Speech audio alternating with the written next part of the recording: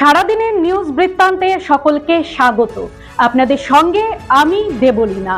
দেশ থেকে রাজ্য, শহর থেকে গ্রাম, দিনের গুরুত্বপূর্ণ খবর নিয়ে শুরু করছি আজকের সারাদিনের নিউজ বৃত্তান্ত।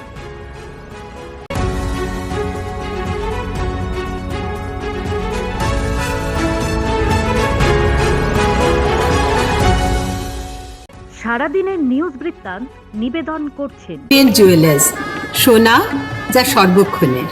Agnishwar jewellers, NS road, Raiganj. Shri Dhaka jewellers, আভিজাত্যের গয়না। ত্রিনয়নী জ্যোতিষ কার্যালয়, শ্যামপুর মোড়, দেবীনগর, রায়গঞ্জ।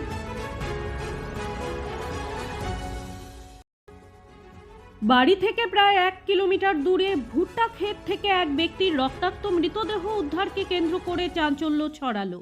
বুধবার সকাল 9:30 নাগাদ ঘটনাটি ঘটেছে রায়গঞ্জ ব্লকের বীরঘই গ্রাম পঞ্চায়েতের বীরঘই এলাকায়। পুলিশ জানিয়েছে নিহতের নাম ফুলকাটু রায়, বয়স 58। তিনি পেশায় চাষি ছিলেন। তার গলায় ধারালো অস্ত্রের আঘাতের চিহ্ন রয়েছে। পুলিশের সন্দেহ, দুষ্কৃতীরা ধারালো অস্ত্র দিয়ে গলা কেটে ওই ব্যক্তিকে খুন করেছে। তবে মৃত্যুর কারণ এখনো স্পষ্ট নয়। ঘটনার তদন্ত শুরু করেছে পুলিশ। দলীয় পতাকা লাগাতে গিয়ে তৃণমূলের দুষ্কৃতীদের হাতে আক্রান্ত বিজেপির 2 কর্মী।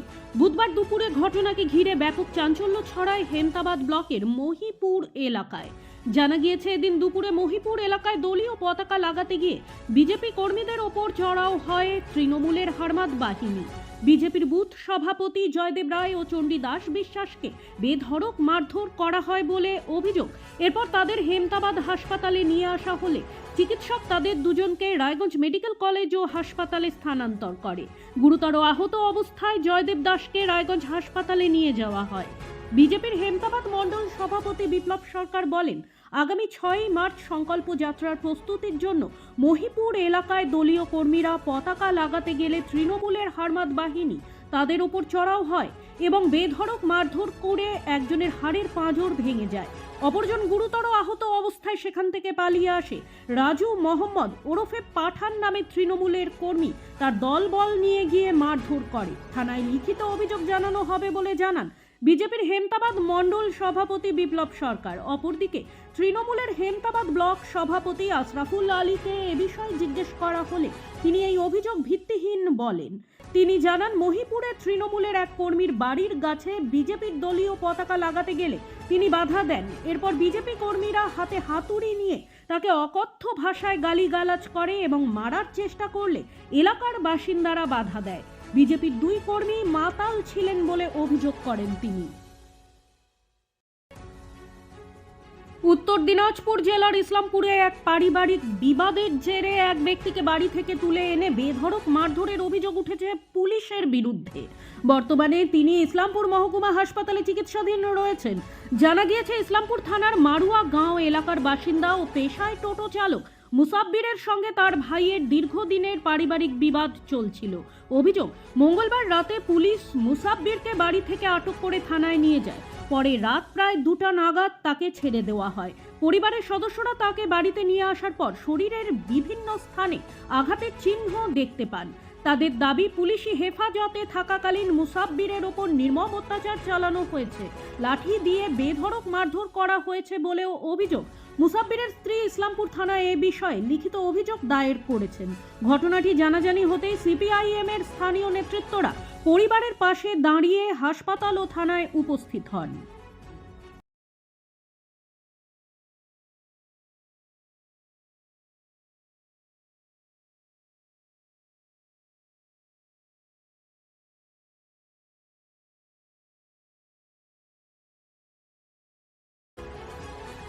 উত্তর দিনাজপুর জেলার কমলাগাঁও সুজালি এলাকায় জমি সংক্রান্ত বিবাদকে কেন্দ্র করে 2 পরিবারের মধ্যে সংঘর্ষের জেরে এক ব্যক্তির মৃত্যু।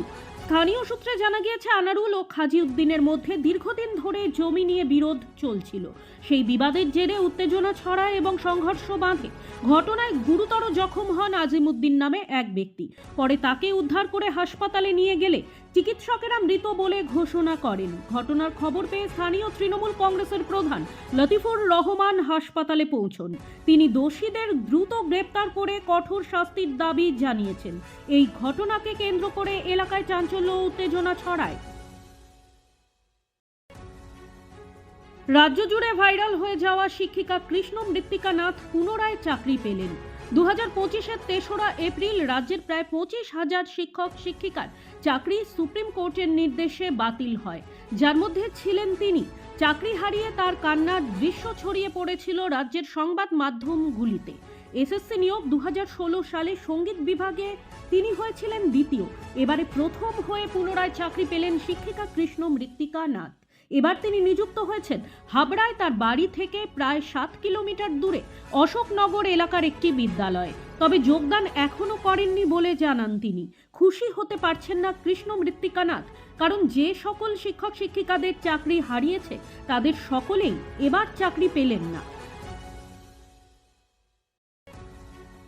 হেমতাবাদে 2 বিজেপি কর্মীকে মারধরে অভিযুক্তদের গ্রেপ্তারের দাবিতে রায়গঞ্জ বালুরঘাট রাজ্য সড়ক অবরোধ করে বিক্ষোভ দেখালো বিজেপি নেতৃত্ব। বুধবার সন্ধ্যায় হেমতাবাদে বিজেপির দলীয় কার্যালয়ের সামনে রাজ্য সড়ক অবরোধ করে বিক্ষোভ দেখায় বিজেপি কর্মীরা। উল্লেখ্য, বুধবার দুপুরে হেমতাবাদ ব্লকের মহিপুর এলাকায় দলীয় পতাকা লাগাতে গিয়ে বিজেপি 2 কর্মীকে মারধরের অভিযোগ ওঠে তৃণমূলের হারমাদ বাহিনীদের ওপর। ঘটনার 4 ঘন্টা পেরিয়ে গেলেও কাউকে গ্রেপ্তার করেনি পুলিশ। তারই প্রতিবাদে 1 ঘন্টারও বেশি সময় ধরে রাজ্য সড়ক অবরোধ করে বিক্ষোভ দেখায় বিজেপি নেতৃত্বরা। এরপর হেমতাবাদ থানার আইসি সুজিত লামা বিশাল পুলিশ বাহিনী নিয়ে ঘটনাস্থলে এসে পরিস্থিতির সামাল দেন এবং তাদের আশ্বস্ত করেন।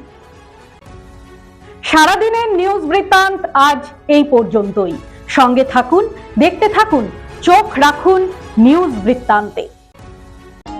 নিউজ বৃত্তান্ত, হলুদ নয়, স্বচ্ছ।